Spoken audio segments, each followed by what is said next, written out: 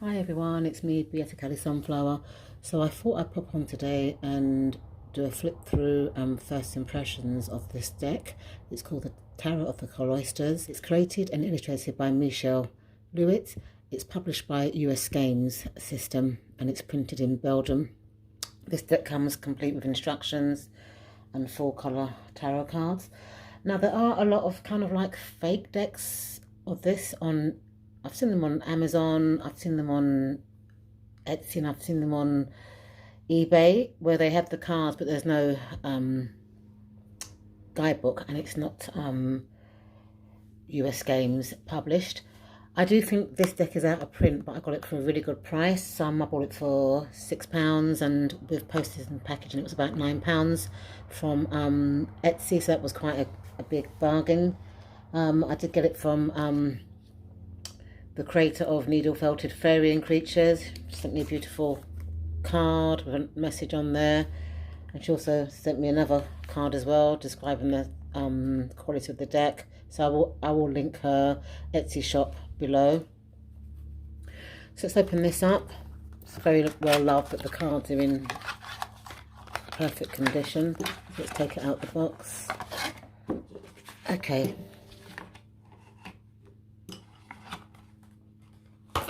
So let's have a look at the guidebook first. So it says the Tarot of Cloisters. When was it published? It was published, doesn't say, does it? No. Oh, 1993 this one was published. And then let's do the introduction. So it says here, for hundreds of years, tarot cards have fascinated people with their quiet energy and informative insight. They provide us with a key to the unknown, a guide to carry us along through our personal paths towards the future, allowing entry into higher levels of consciousness. The reverence and design of 13th century rose cathedral windows and the imagery of stained glass combined with the timeless symbolism and the mysticism of the tarot creates the Tarot of Cloisters. Individual tarot cards, when used in a reading, from symbolic combinations that provide the seeker with knowledge that is pure and directly communicated. The Tarot of the Cloisters pack contains 78 cards in total, 22 major arcana and 56 minor arcana. The minor arcana is divided into 4 suits: staffs, vessels, swords and pentacles. Included are the interpretations of the cards and suggested spreads for readings.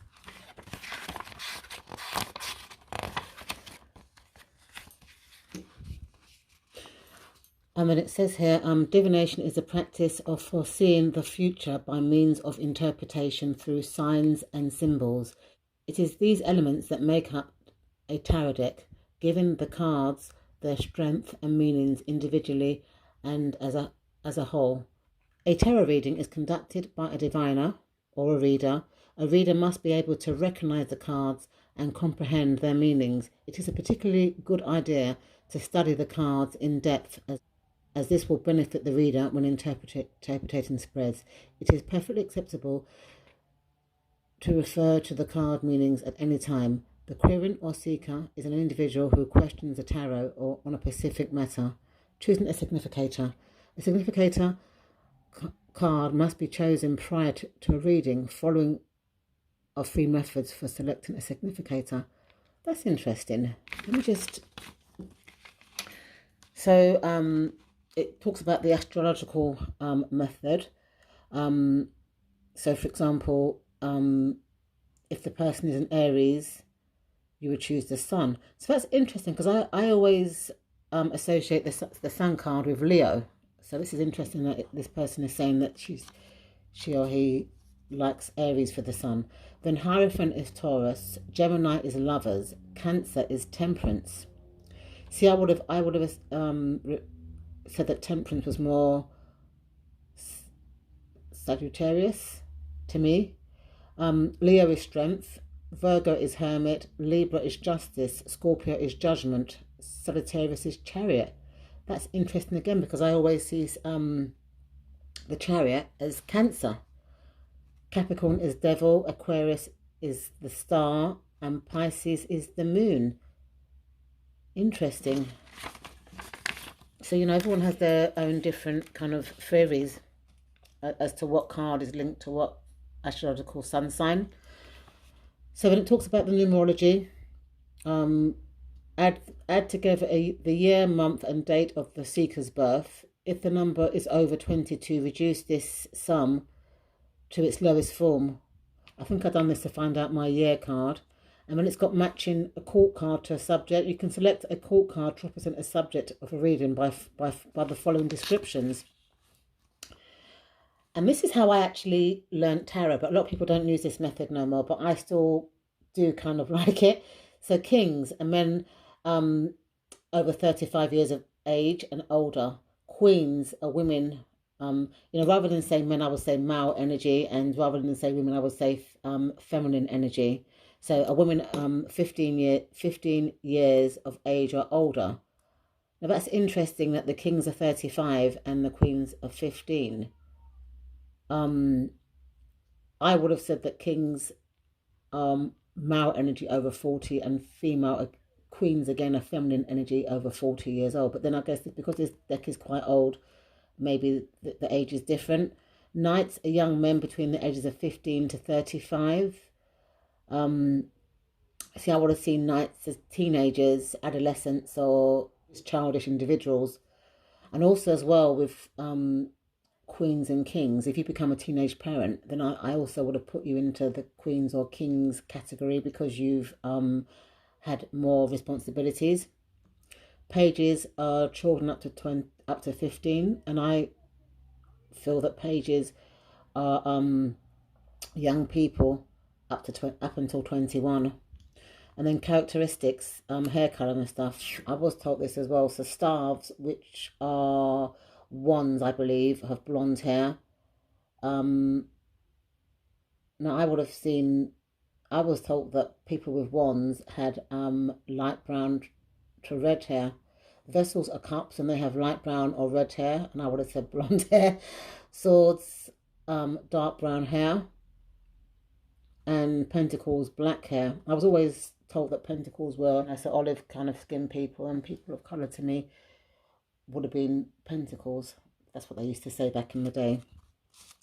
Having chosen a significator to represent the seeker or subject of the reading, the card is placed face up in a designated position of the spread.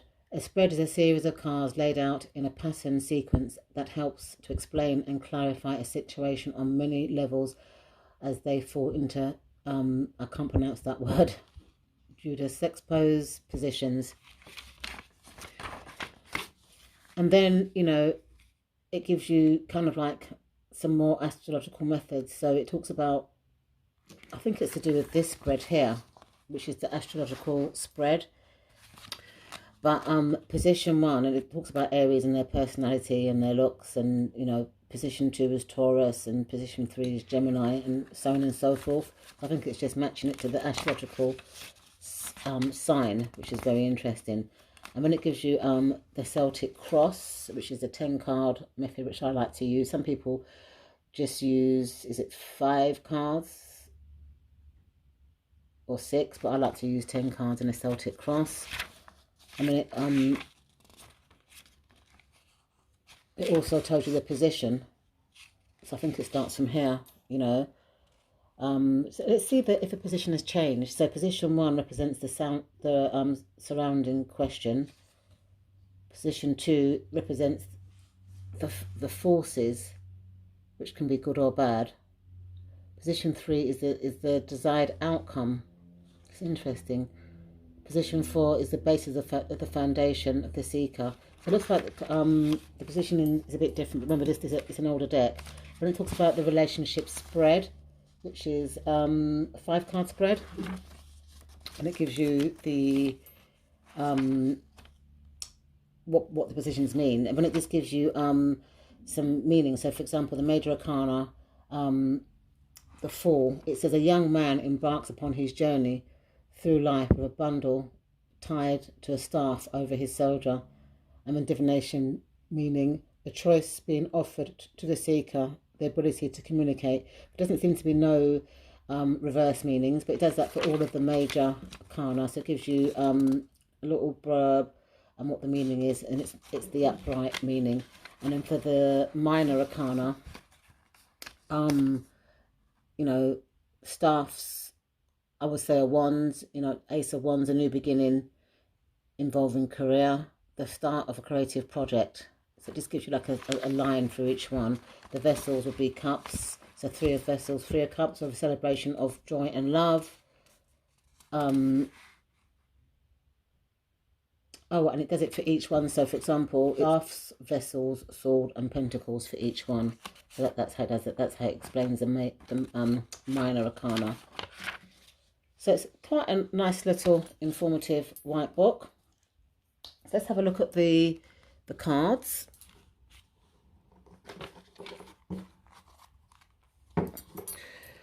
So it does come with like a title card.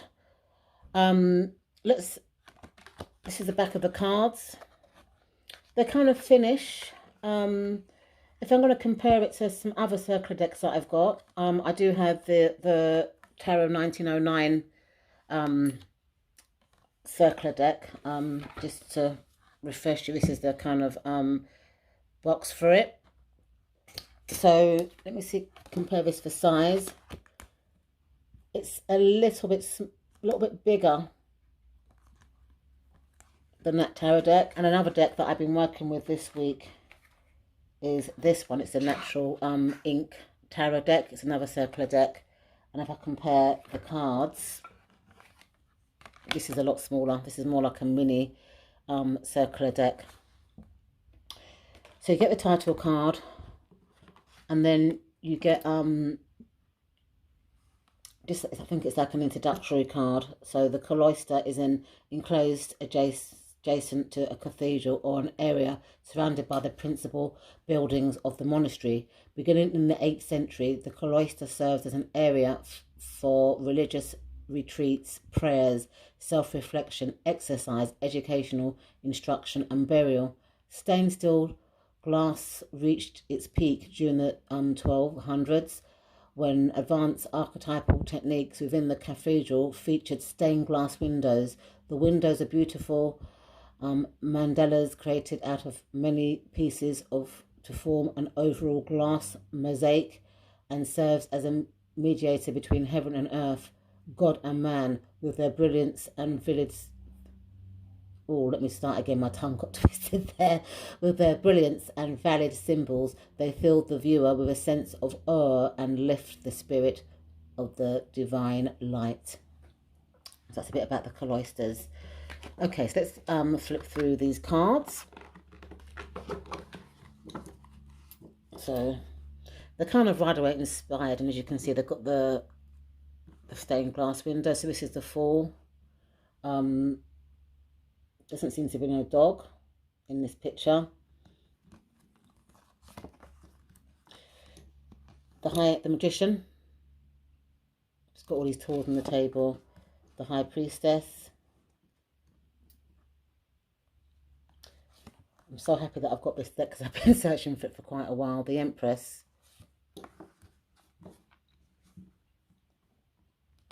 The Emperor. The Hierophant. Looks quite serious. The Lovers. The Angel is quite prominent in this picture.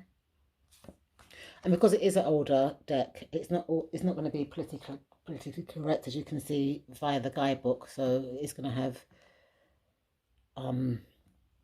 things that might not have been put into tarot decks today. There's the Strength. It's a beautiful Strength card. The Hermit. Wheel of Fortune. Justice. The Hangman.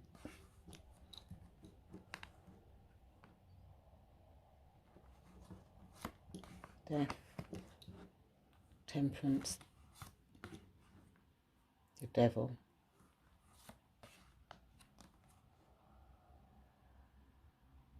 Tower. The Star.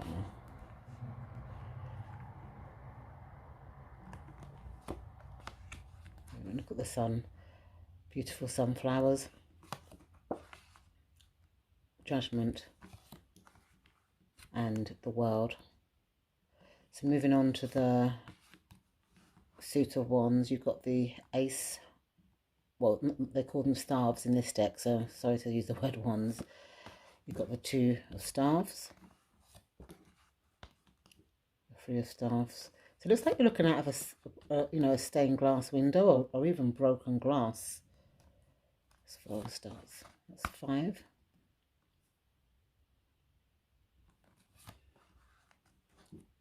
6. 7 of staves, standing his ground there. 8. That's 9. And 10. Moving on to the court cards, you've got the page. It looks quite young there. Knight. Queen. And king. So moving on to the suit of cups, which are called vessels in this deck. You've got the ace, the 2,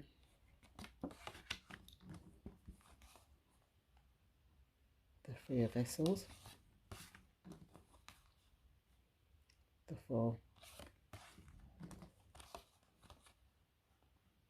the 5 of vessels, 6,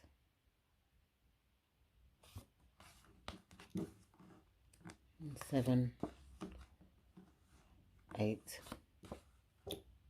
9, and 10. Moving on to the court cards, you've got the page, the knight, the queen, such as in deep thought there, and the king. So moving on to the suit of swords, which is my favourite suit. You've got the ace of swords, it's the 2 of swords, the 3 of swords, the 4, 5,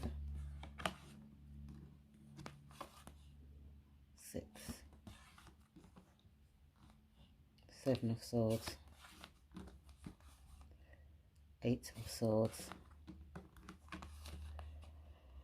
9 of swords, and 10 of swords. Moving on to the court cards, you've got the page,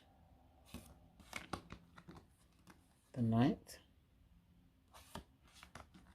the queen of swords, she looks quite stern, and the king of swords. Moving on to the final suit, which is the suit of pentacles. So you've got the ace, the 2. Doesn't look like he's balancing, does he, that very much in this picture? That's the 3 of pentacles. It's an interesting depiction of the 3 of pentacles. The 4, the 5 of pentacles. It's just a church door there. 6, 7 of pentacles, 8 of pentacles, 9 of pentacles, and 10 of pentacles. Moving on to the court cards, you've got the page. I like that the pages look young in this deck, because in a lot of the modern decks, some of the pages look quite old. The knight, and I do see the pages younger energy, the Queen of Pentacles and the King of Pentacles. Okay, so let's give this deck a shuffle to see how they shuffle. Yeah, they shuffle okay. A bit difficult to shuffle in front of the camera, to be quite honest. Okay, so what are my first impressions of this deck? I love it. I've been, I was hunting for this deck for quite a while, and to be quite honest, I do like a round deck. I may do a hashtag on my round decks, because I'd love to see what other people have in terms of round decks or circular decks. So do let me know if you want me to start a hashtag, and I'll be happy to do it. The only difficulties I have with round decks is that it's the direction. So if a card lands that way, is that reversed or is that upright? Because I do read reversals. What direction do you read the cards when they don't come up upright or reversed? But I'm happy to have this deck in my collection, and I can't wait to start working with it. I will add a link to this deck in the description bar, but this deck is out of print, and there is a lot of kind of like fake decks. So because I don't like to advertise fake decks, I'm gonna put links into the out of print editions. So thank you so much for watching, and I'll see you in my next video. Bye for now.